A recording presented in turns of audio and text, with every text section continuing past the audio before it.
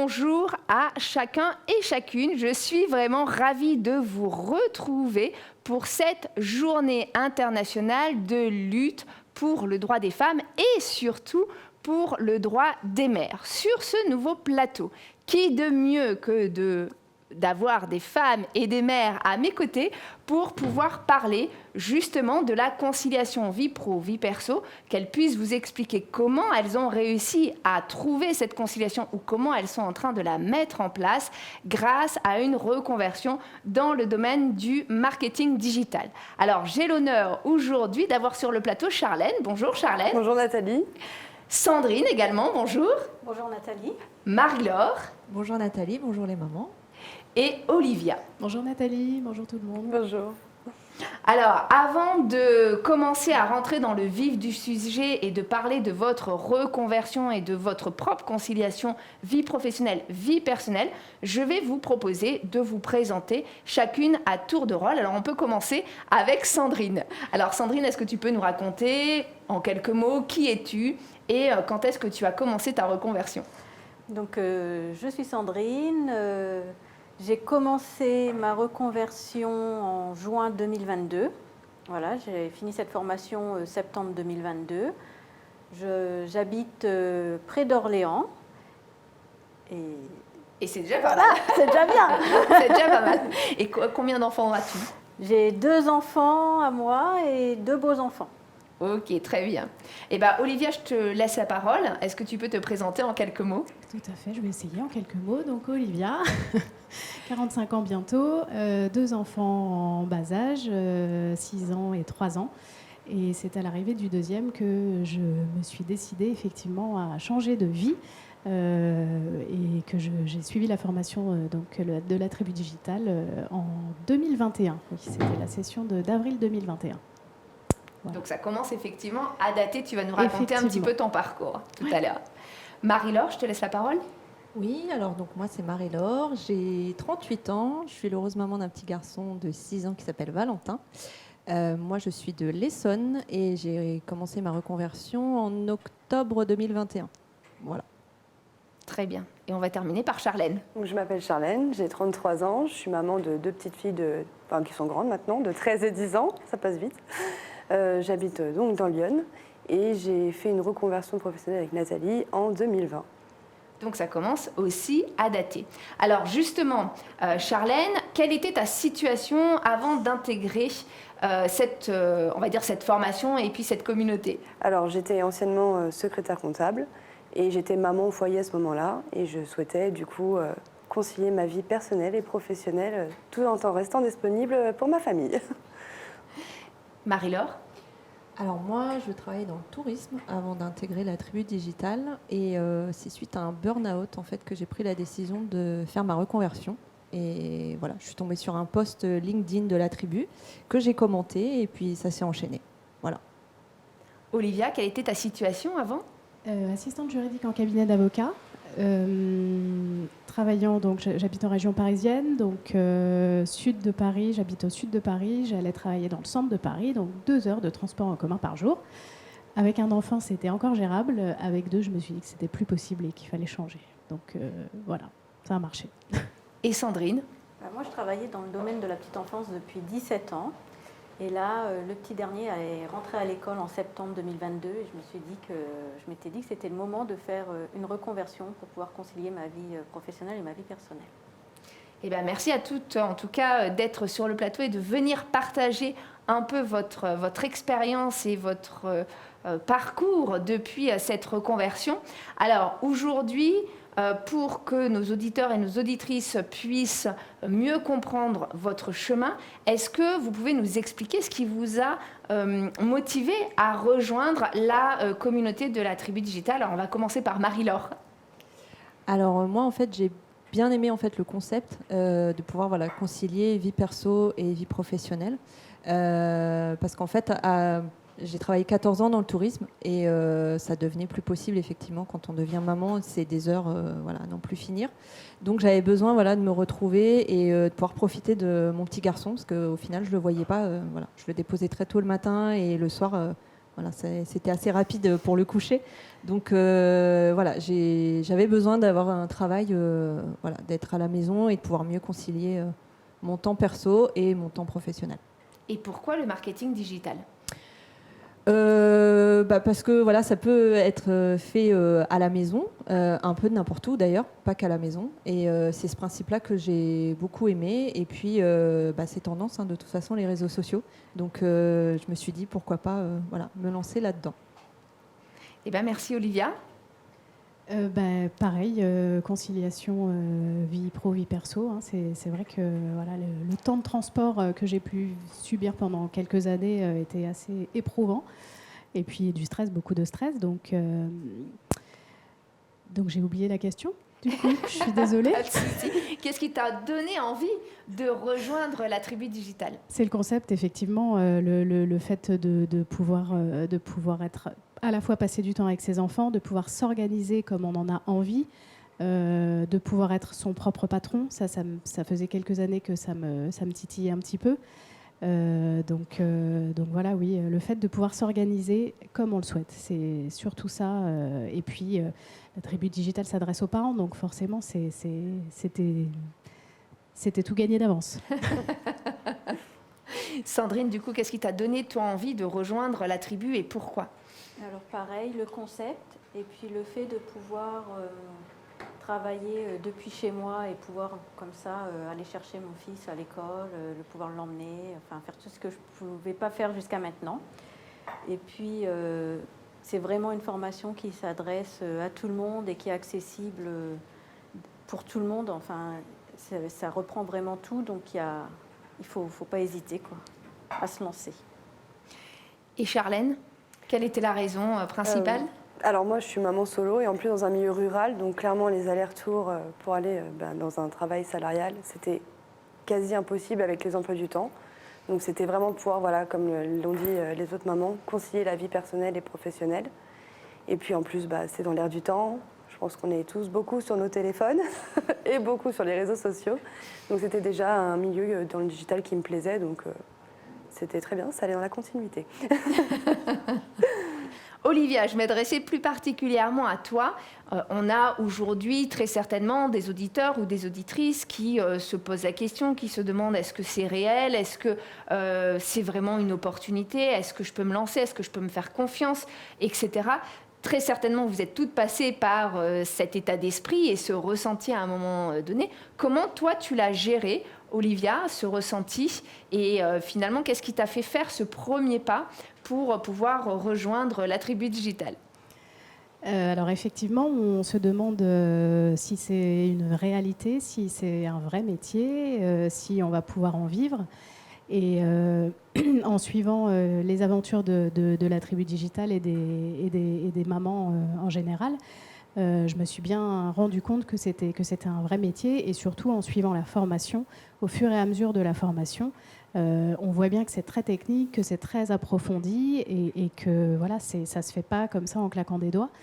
Les réseaux sociaux, j'aimais beaucoup ça. J'aime encore plus ça maintenant parce que je les comprends encore mieux. Et c'est une vraie opportunité pour les entreprises que d'être visible sur les réseaux. Maintenant, la peur qu'on peut avoir au début, c'est est-ce qu'on va être à la hauteur ? Est-ce que ce qu'on va produire, ça va plaire ? Est-ce que ça va fonctionner ? Voilà, donc pour le savoir, il faut se lancer. Il faut se lancer, il faut se dire que de toute façon, il ne peut rien de se passer de grave et il faut vraiment pas hésiter et se lancer. Alors, Sandrine, toi qui es sortie plus récemment, finalement, de formation, quels seraient tes conseils tout au long de la formation ? Comment ça se passe déjà, la période de formation, les 12 semaines ? Et quels seraient tes conseils auprès, justement, de mamans qui se disent, est-ce que je peux faire une formation en e-learning ? Est-ce que je ne vais pas être derrière toute seule mon ordinateur, sans forcément comprendre ce qu'on m'explique, etc. Oui, alors la formation, ce qui est bien dans cette formation, c'est que dès le départ, on a un cas pratique, donc avec qui on va pouvoir mettre en place tout ce qu'on apprend pendant la formation. Donc ça nous permet quand même de pouvoir travailler dessus. Et à côté de ça, on a tout un groupe qui est dédié à cette formation, avec toutes les mamans avec qui on fait cette formation, où on peut poser toutes les questions. On a aussi également du coup une tutrice qui est là pour nous. À la moindre question qu'on pose, elle va nous aider à comprendre ce qui ne va pas ou comment on peut faire. Donc on est vraiment bien entourés. Et même si c'est du e-learning, on est vraiment tout ensemble. On ne se retrouve pas toute seule dans notre coin. Donc vraiment un accompagnement qui, toi, t'a beaucoup aidé finalement à aller jusqu'au bout et à ne pas lâcher à la moindre difficulté. Oui, c'est ça. Et puis vraiment le fait d'avoir son cas pratique et de pouvoir mettre en place directement et voir que ça fonctionnait ou ce qui ne fonctionnait pas et pouvoir avoir le pourquoi ça n'a pas fonctionné directement, c'est vraiment un plus que toutes les autres formations n'ont pas forcément. Et voilà. Marie-Laure et Charlène, mais d'abord Marie-Laure, comment s'est passé ton lancement après la formation ? Alors moi, en fait, après la formation, je me sentais pas trop légitime en fait dans ce métier parce que je ne venais pas du tout du digital à la base. Donc en fait, moi, j'ai suivi le coaching de la tribu expert parce que j'avais besoin en fait de garder encore ce cocon qu'on avait en formation et de pas être lancée comme ça dans le grand bain, on va dire. Et puis en fait, un peu d'appréhension hein, forcément, mais avec ce coaching, du coup, on a d'autres bases aussi. On approfondit aussi des choses qu'on avait vues en formation, mais qu'on n'avait pas forcément bien compris ou saisi. Et donc de les remettre en pratique aussi, ça aide à prendre en confiance. Et on fait beaucoup de travail aussi sur la confiance en soi, etc. Donc ça m'a beaucoup aidé aussi pour me lancer après en fait. Et donc, tu as eu l'année dernière un premier client. Oui, alors en fait, moi j'ai signé mon premier client 5 mois après ma formation. Alors de l'appréhension aussi, hein, parce que là, ça y est, c'est le grand bain et on est vraiment avec un client. Donc là, c'est pas que le cas pratique. Mais au final, voilà, ça s'est bien enchaîné. Et je suis assez contente, effectivement, de ce premier client. Et voilà, c'était une bonne expérience pour moi. Et puis, je sais aussi voilà, ce qui va pas, et je vais pouvoir améliorer pour les suivants. Bon, génial. Charlène, tu as déjà 2 clients, tu as potentiellement un 3e. Oui. On croise les doigts très prochainement. Comment ça s'est passé pour toi, en fait, ton lancement ? Alors, je rejoins le point de vue de Marie-Laure. C'est vrai qu'au départ, on se sent pas légitime finalement. Et puis, en fait, petit à petit, quand le premier passe, voilà, ça suit, en fait. Et puis, on évolue, en fait. Puis, de toute façon, dans la vie, on évolue continuellement. On apprend tous les jours. Et ça, c'est pour tout. Donc, non, au jour d'aujourd'hui, ça se passe très bien et ça évolue progressivement. Justement, les filles, alors on va commencer peut-être par Olivia. C'est quoi ta journée type aujourd'hui, puisque tu as déjà un client notamment, donc comment tu gères, on va dire, une journée type, même si en réalité, il n'y a pas de journée type, hein, on le sait, entre les grèves, les enfants malades, les vacances, pas les vacances, finalement on est toujours en agilité et on est toujours obligé de s'adapter, mais si tu pouvais nous donner par exemple une journée type. Oui, alors donc le matin, une fois que les enfants sont prêts et que tout le monde a déjeuné, je peux les emmener à l'école ou chez la nourrice sans stresser. Ça, c'est génial. Vous êtes d'accord, je pense. Sans se dire, il faut que je sois à 9h au bureau. Voilà, donc ça déjà, c'est juste du bonheur. Je fais mon petit café avant de commencer. Et puis, quand même, finalement, à 9h, 9h05, je suis au bureau, chez moi. Et là, du coup, je me mets soit à rédiger les textes pour les publications, soit, ça dépend où j'en suis dans l'avancée, soit à créer des visuels. Et puis l'après-midi, alors je déjeune quand j'en ai envie. Donc il m'arrive parfois de travailler jusqu'à 14h, parce que quand je suis bien lancée, j'ai pas envie de m'arrêter. Donc voilà, je déjeune dans l'après-midi, et puis je m'y remets après pour des tâches qui vont être soit du traitement de mail, soit d'autres petites tâches qui me demandent moins de concentration.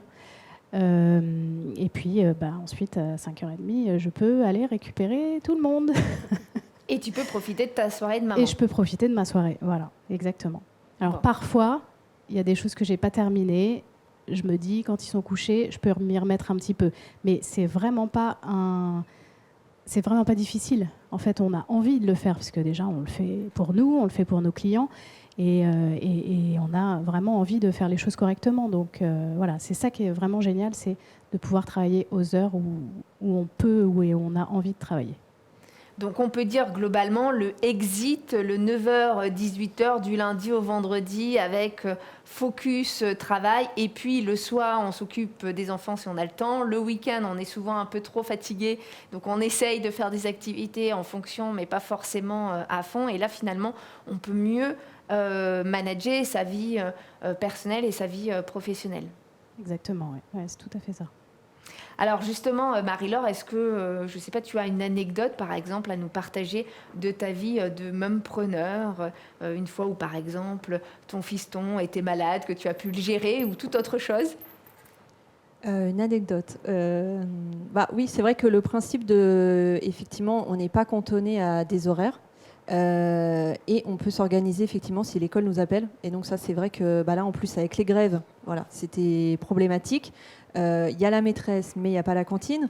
Donc du coup, c'est vrai qu'en tant que salarié, effectivement, j'aurais pas pu faire ça. Donc là, c'est vraiment super pratique parce qu'on a de compte à rendre à personne, enfin hormis à soi-même, parce qu'on est son propre patron. Mais en fait, on n'a pas besoin de demander l'autorisation pour pouvoir partir. Et ça, franchement, je regrette absolument pas parce que c'était vraiment une source de stress avant de dire j'ai un enfant malade, je dois rentrer plus tôt, la nounou a un souci. C'était un stress permanent et là vraiment on peut s'organiser comme on veut et comme le disait tout à l'heure Olivia, on peut effectivement le travail qu'on n'a pas pu faire parce qu'on a récupéré son enfant pour malade, etc. On peut le récupérer après quand ils sont couchés ou voilà, on s'organise comme on le veut. Donc ça vraiment c'est super. C'est super, voilà. Beaucoup moins de stress, Voilà, effectivement. Je crois que sur le plateau, tout le monde est détendu. Pas de stress de savoir comment aller chercher à la nourrice, la grève, le Covid ou je ne sais quoi. Et puis bon, après, un petit peu d'agilité, bien évidemment, parce que quand on a les enfants à la maison ou quand on les a pas, c'est quand même une organisation différente. Mais finalement, chacune peut avancer à son rythme et puis en fonction aussi de ses contraintes personnelles.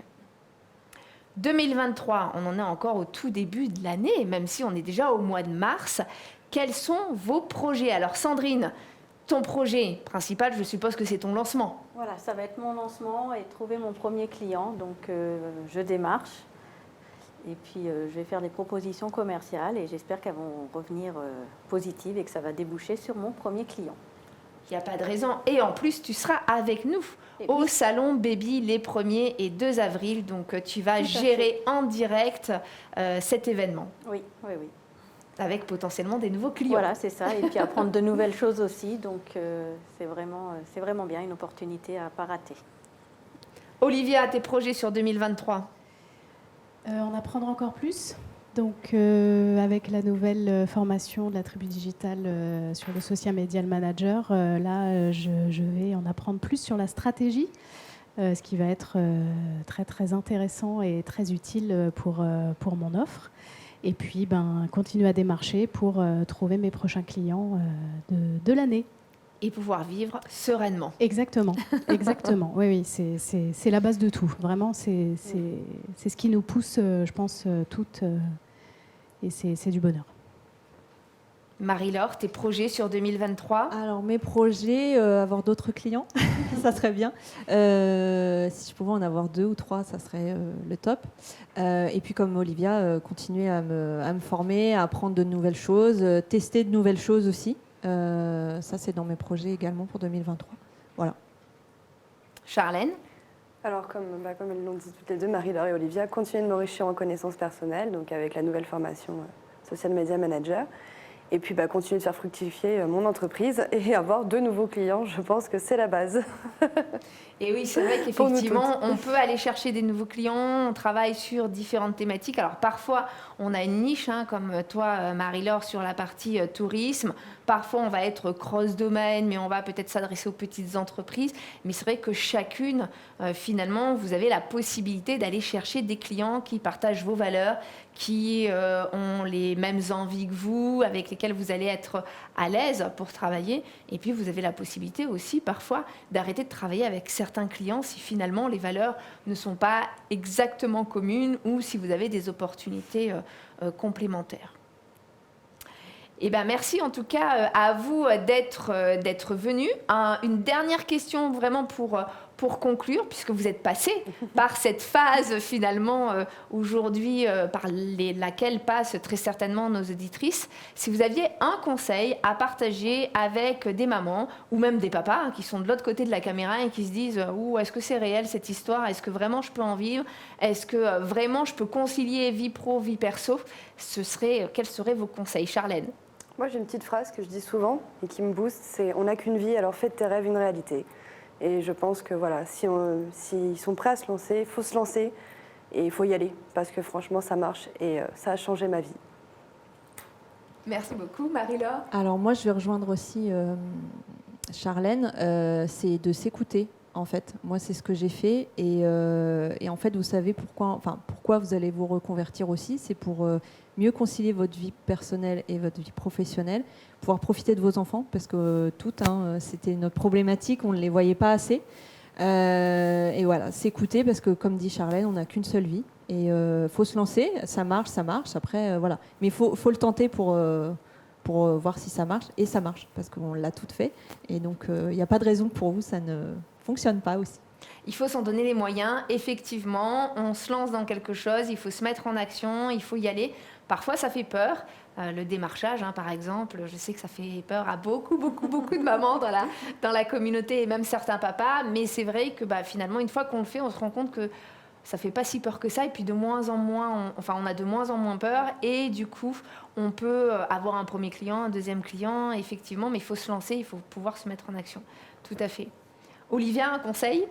On a tous le droit en fait de travailler autrement. C'est pas une obligation que d'aller au bureau tous les jours et d'y être de 9h à 18h. Donc voilà, c'est une réalité. On peut aujourd'hui faire autrement et si on en a envie, il faut absolument pas hésiter. Et moi j'ai une petite phrase aussi que j'aime bien, c'est si tu ne fais pas quelque chose aujourd'hui, quelqu'un d'autre le fera à ta place demain.